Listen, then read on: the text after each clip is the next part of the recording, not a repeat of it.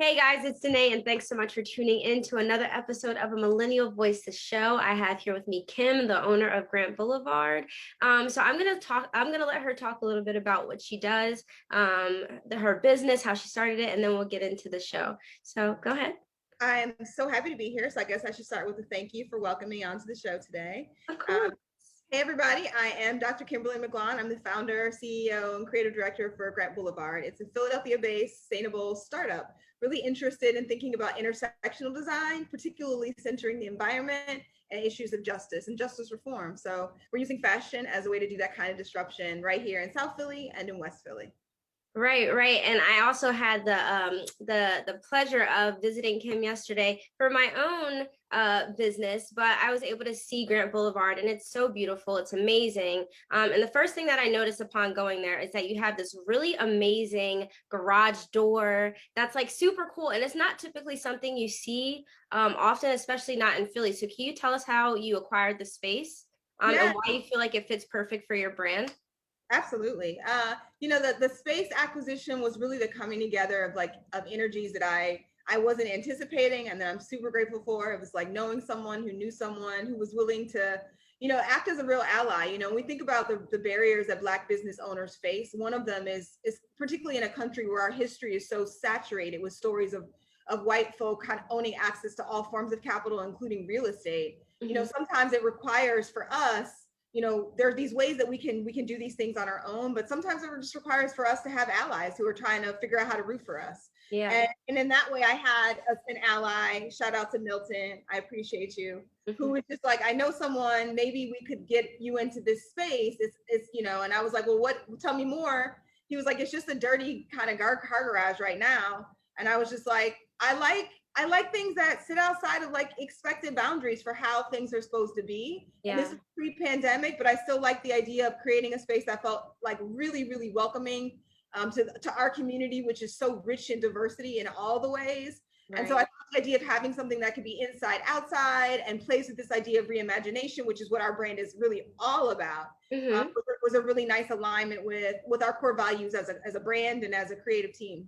Right, right. And so you started Grant Boulevard in 2017, 2018, correct? Which year? Yeah, 2017. I started, like we have these like ideations of like, what's the dream? And I started dreaming about design in 2016, started learning about mass incarceration as a longer, like crazy large set of complex institutions in 2016. And then in 2017, I was ready to kind of bring all of that together into something that, at least for me, felt cohesive. I think for some people, they were like, I don't understand what fashion design has to do with justice reform, and I don't understand what sustainability has to do with fashion. These are terms that are now kind of coming up in a lot more frequency in this Mhm. modern moment. But what was that, 4 years ago now? People weren't thinking about them in the same way. And so, yeah, we were ready. We were just stepping out. I was stepping out and then having to convince people that there was a different way maybe to think about building better things for the Mhm. future.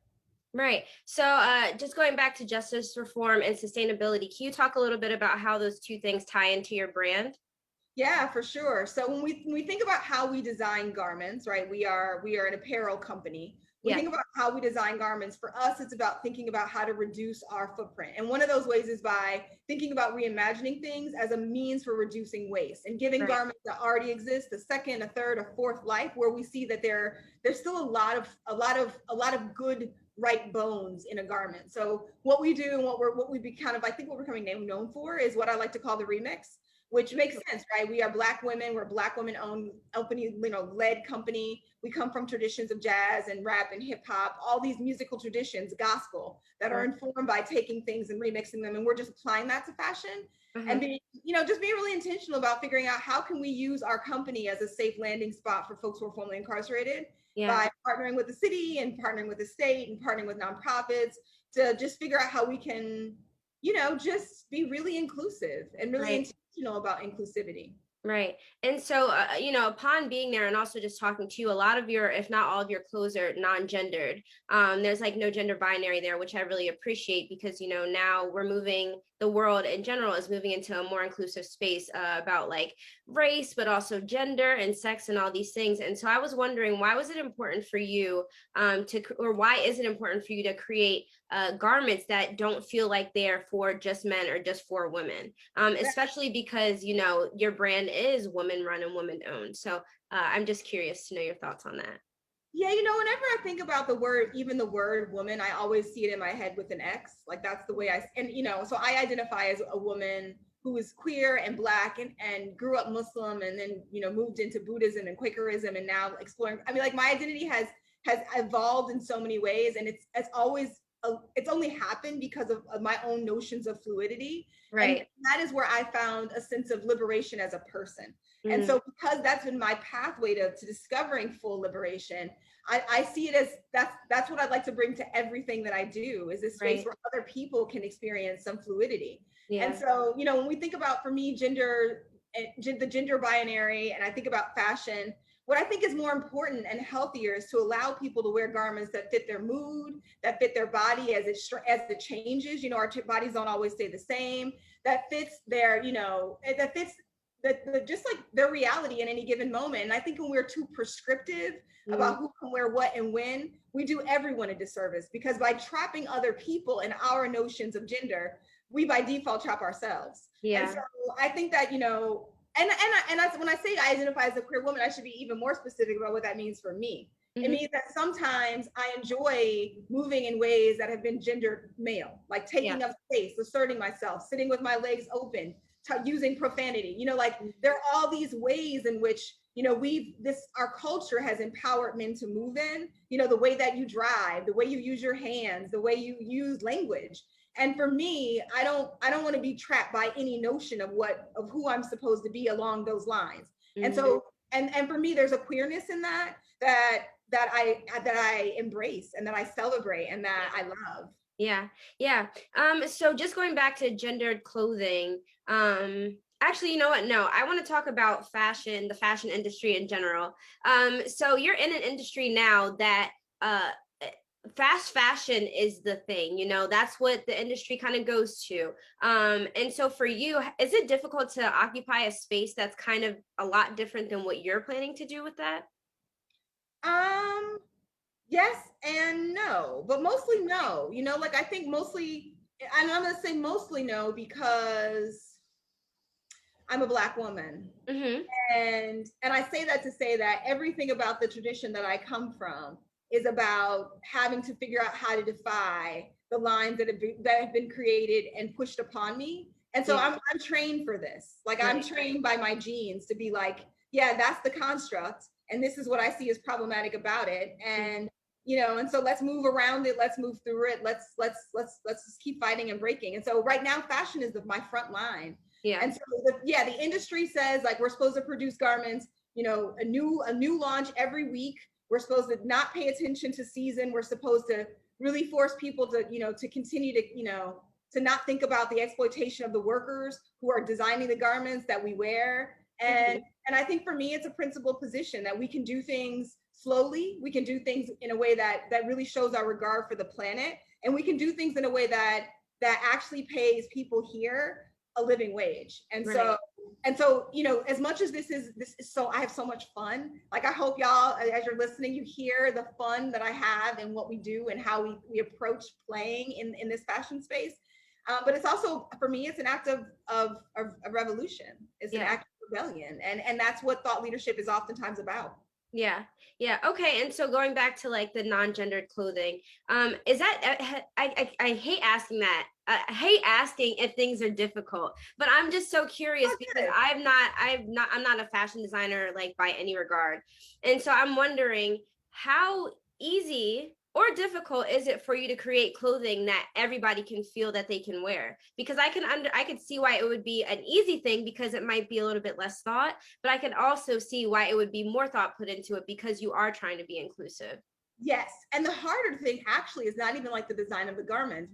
We're really interested in taking back things that were once gendered by men. So our Grant Boulevard Zero line is centered in that, like, you know, taking garments that we didn't initially design, fabrics we didn't initially choose, and then remixing them into something that feels really super fresh and fashion forward. And that takes a lot of like a lot of innovation and thoughtfulness and like consistently, right? Yeah. So when y'all come to the store on 36 in Lancaster, you're going to see how we do that. But I think the harder thing is convincing people that the way that they've been told to see and read garments is it's outdated, and that it doesn't actually empower them to choose what works for them and what draws them. Instead, it tells them that these are the things you can and can't have. Yeah. So it's like convincing men when they come in the store to be like, to show them like, no, this is reimagined menswear. Yeah. Like, look at the color story, look at the fit, get a sense of does that speak to you? And then center your decision as a consumer, as a shopper, and what feels good for you, and less of like, what you think people are going to read into what your choice is. You know what I mean? Like, empower them to just like rebel themselves. Yeah. So so you would say that it's more difficult for men to kind of get along with it than for women? I think so. I definitely think so. And I think part of it is like, women have been conditioned to think about color much more, even just color, much more broadly than men have been conditioned to think about color. And that's changing.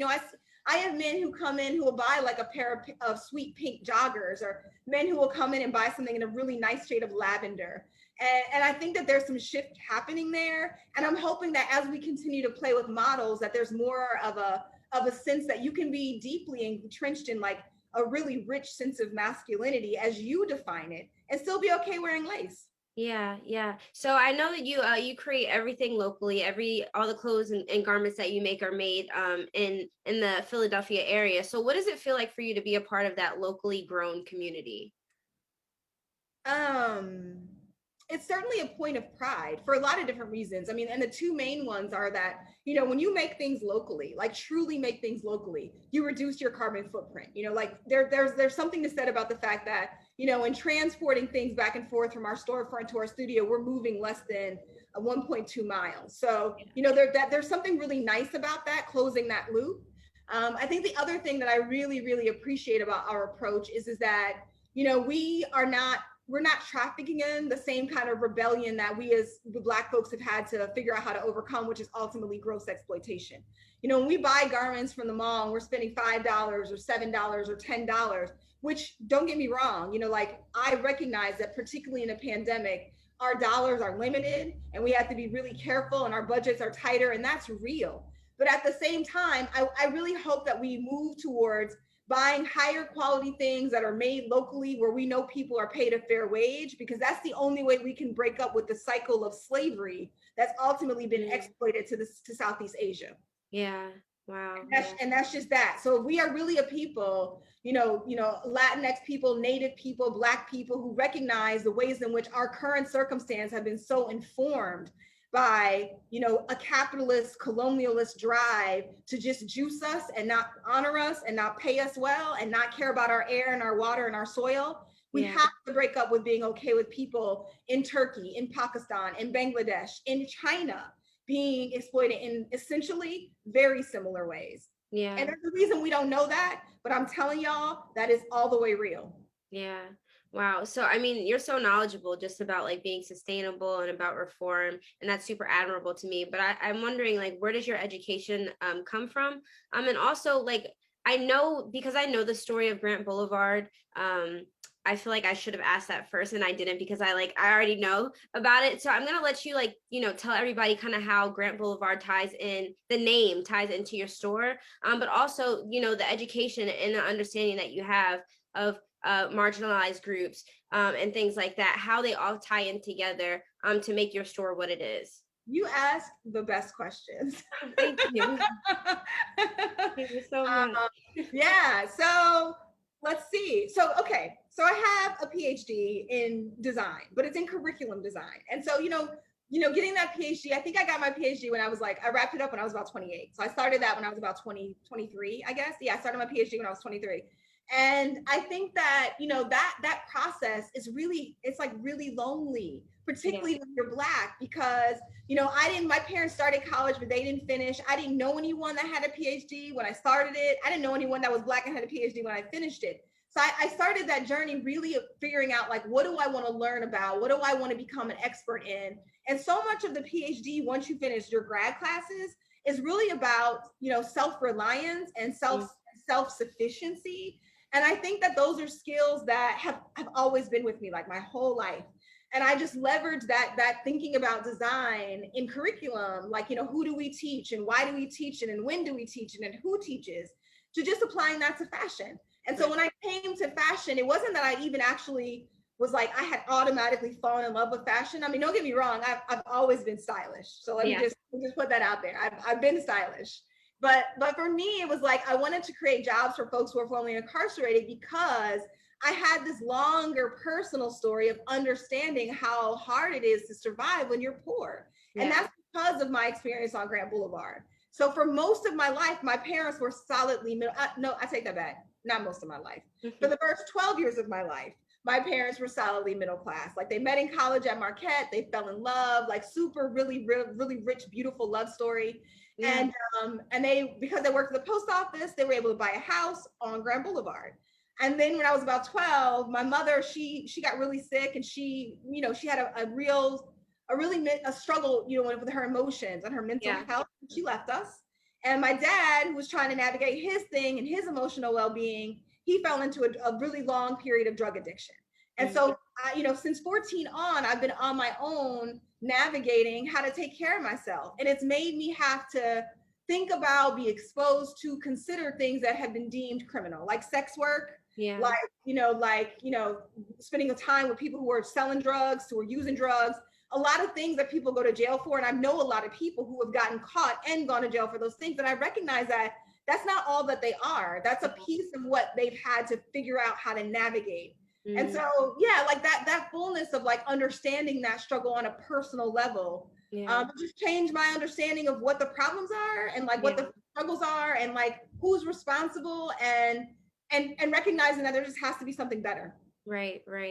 So you have sustainability, you have reform, you have inclusion, and it's just like you're checking all these boxes. And so I'm wondering if there really is anything next that you're trying to kind of add to your brand that makes it more inclusive, if that's even possible at this point, because I feel like you have race, you have you just have everything. So I'm wondering like what the next steps are for you.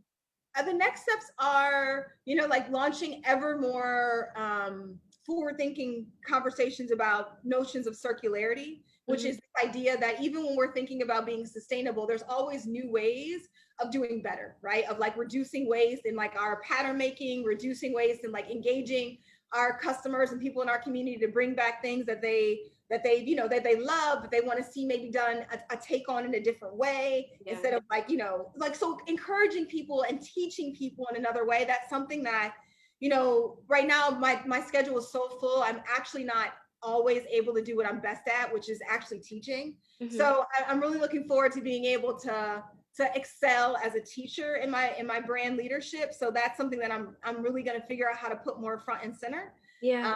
And then I'm really looking forward to, we're doubling the size of our studio space. So just growth in general, so that's a new big thing for us in the next several weeks. We'll be doubling the size of our studio space and hiring more people and diversifying our team in even more ways.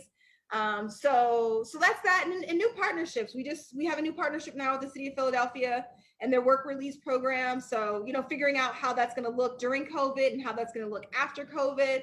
So just continuing the push to figure out how we can do what we say we're going to do better. Yeah. Wow. I mean, this is also beautiful to hear. You don't typically hear, one, you're a sustainable store and you use repurposed clothing, which is super rare. Correct me if I'm wrong, but I don't really see too many people doing that. I know you like go to thrift stores and you use like these secondhand things and you kind of like repurpose them. And just being able to be in your store yesterday and seeing what they look like, you wouldn't even be able to tell that they are repurposed, which I think that some people who think about thrift shopping or think about repurposed clothing, they might be a little like, iffy about purchasing those things because it feels worn. But what I appreciate about your store is that it does not feel that way. And I think that because of that brings those customers in, and then it's like, oh, this is, reused. This has been used before, so I definitely really appreciate that about your brand. And again, just like seeing the work that you're doing as a person who would like to be more sustainable and who's like actively working. And I know a lot of people are kind of in that space right now. And so my hope is that, you know, more people will take on your method and kind of start doing the same thing. And we can kind of get away from the fast fashion component to fashion because it doesn't need to be that way. No, absolutely. And I thank you for acknowledging that the craft of my team, you know, that we're a team now of 7 makers who are all deeply, richly talented designers and seamstresses. So, Yeah. you know, and that's part of, I think, of what the magic of what we do is that we're not novices, you know, like there's a really deep skill set in the team. So, you know, we can take these things that already exist and breathe second life into them, but we can also play from like, you know, bulk fabric. So, you know, one thing we played with is like, how can we use fabric overages to create new garments? How can we play with cottons that are grown organically and what that means in ways that show that, you know, that we're cooking with some serious sauce. This is thoughtful design, but I don't want anybody to get it twisted.